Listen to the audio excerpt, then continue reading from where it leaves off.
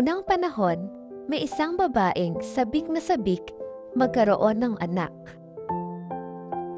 Isang araw, may nakilala siyang isang matandang babae na nagbigay sa kanya ng mahiwagang buto. Sa tulong ng mahiwagang buto, sumibol ang isang napakagandang bulaklak.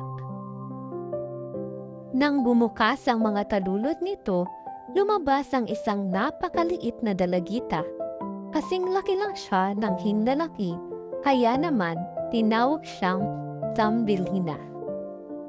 Masaya ang buhay ni Thumbelina sa loob ng kanyang munting bahay na gawa sa balat ng walnut. Isang gabi ay dinukot siya ng isang mapangahas na palaka. Nais ng palaka na ipakasal siya sa anak nito. Iniwan si Thumbelina sa isang dahon ng water lily sa gitna ng ilog. Doon siya ay umiyak ng husto dahil ayaw niyang tumira sa maputik na latian. Tinulungan siya ng isang isda at paru-paro na makatakas. Ngunit hindi pa doon nagtatapos ang kanyang mga pagsubok. Bigla-bigla ay tinangay siya ng isang malaking salagubak. Pero iniwan din siya nito sa kagubatan dahil pinagtawanan ng ibang insekto ang kanyang itsura.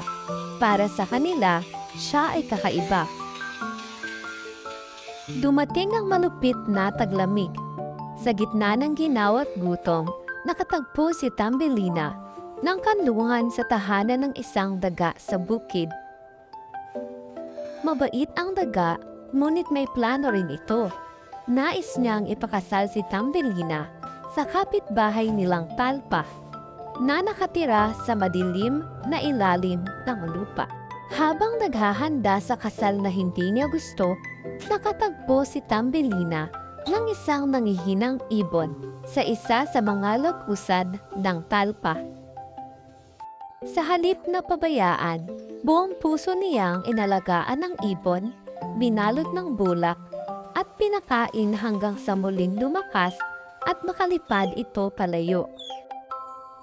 Nang dumating ang araw ng kasal ni Thumbelina sa talpa, malungkot siyang lumabas para magpaalam sa huling pagkakataon sa sikat ng araw. Biglang lumipad pababa ang ibon na ilalagaan niya. "Sumama ka sa akin," wika ng ibon. "Dadalhin kita sa lugar kung saan laging may araw." Sumakay si Thumbelina sa likod ng ibon at nilakbay nila ang malalayong lupain hanggang sa makarating sila sa isang kaharian ng mga bulaklak. Doon bumaba si Thumbelina sa isang talulot at laking gulat niya na makatagpo ang isang prinsipe na kasing laki rin niya at may mga pakpak na parang sa diwata. Sa wakas ay natagpuan ni Thumbelina ang kanyang tunay na tahanan. Binigyan siya ng sarili niyang mga pakpak at pinangalanang Maya. Ngunit hindi niya nalimutan ang kanyang ina. Kaya naman sa tulong ng kanyang kaibigang ibon, muli siyang nagbalik sa dati nilang bahay. Laking gulat at tuwa ng kanyang ina nang makitang muli ang anak na mayroon na ngayong mga pakpak at kasama ang isang prinsipe.